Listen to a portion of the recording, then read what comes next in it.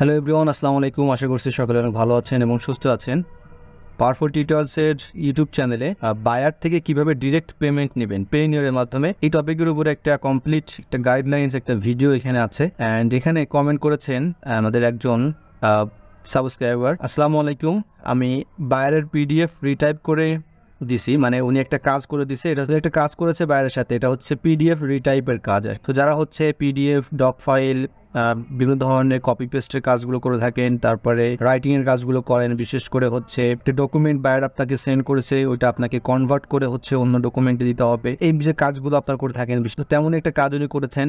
And উনি পেমেন্টের বিষয়ে বলেছেন যে আর পেমেন্ট ইসলামী ব্যাংক অ্যাকাউন্টে দিতে বলছি। উনি বলতেছে ট্রানজ্যাকশন ফি দিতে হবে আগে, এখন আমার কি করা উচিত। এই যে টপিকটা, এটি হচ্ছে আমাদের যে ভাইয়া বা আপু, এটা ওনার কাছে নতুন একটা টপিক, কিন্তু আমাদের কাছে যারা আমরা কাজ করে থাকি বা আপনারা যারা ভিডিও দেখেন, আপনারা বুঝতে পেরেছেন যে এটি একটি ফেক বায়ারের একটা ঘটনা। যে আসলে যারা হচ্ছে এই ধরনের কাজগুলো করে এবং তারা যখন বলে যে আপনাকে ট্রানজ্যাকশন একটা ফি দিতে হবে, তারপর আপনি পেমেন্টটা পাবেন, তার মানে আপনি সেলার বা আপনি হচ্ছে একজন এটা কাজ করে দিচ্ছেন, কিন্তু আপনাকে সে বলছে আগে টাকা দিতে, তারপরে হচ্ছে আপনাকে সে পেমেন্টটা দিবে।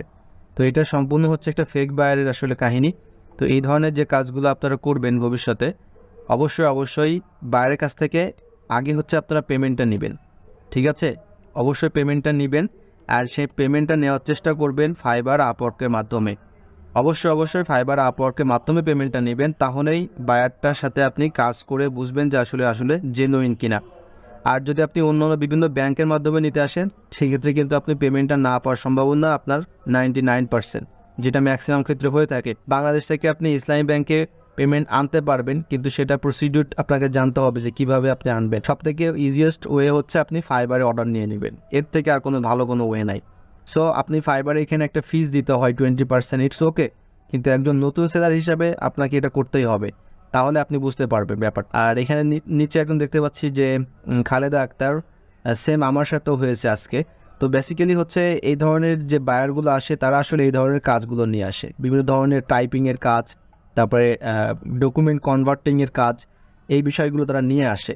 আনার পরে হচ্ছে আপনাদেরকে অফার করে, হ্যাঁ, $200, $300, $400 এই ধরনের একটা অফার দেয়, যাতে আপনার এটা আসলে কাজটা করার জন্য আগ্রহী হন এই বিষয় নিয়ে।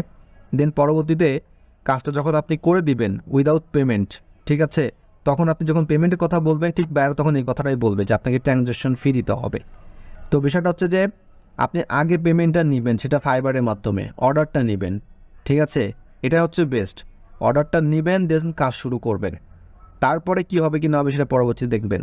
কিন্তু কখনোই টাকা না নিয়ে বা ডলার না নিয়ে, এভাবে পেমেন্ট না নিয়ে কখনো এভাবে কাজ করবেন না, কারণ ম্যাক্সিমাম বায়াররা আসলে এই ধরনের এই ঝামেলাগুলো করে থাকে, ঠিক আছে?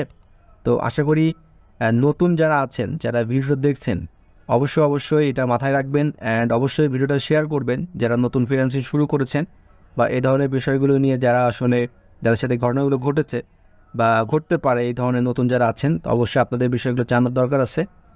সো ভিডিওটা অবশ্যই শেয়ার করে দিবেন। আর আপনাদের এই ধরনের যে কোনো কোয়ারিজ থাকলে অবশ্যই পাওয়ারফুল টিউটোরিয়ালসে আপনারা সেটা আমাদেরকে জানাতে পারেন। সো আজকের মতো ভিডিওটা এখানে শেষ করছি, দেখা হচ্ছে অন্য একটা টিউটোরিয়ালসে। ভালো থাকবেন সবাই, আল্লাহ হাফেজ।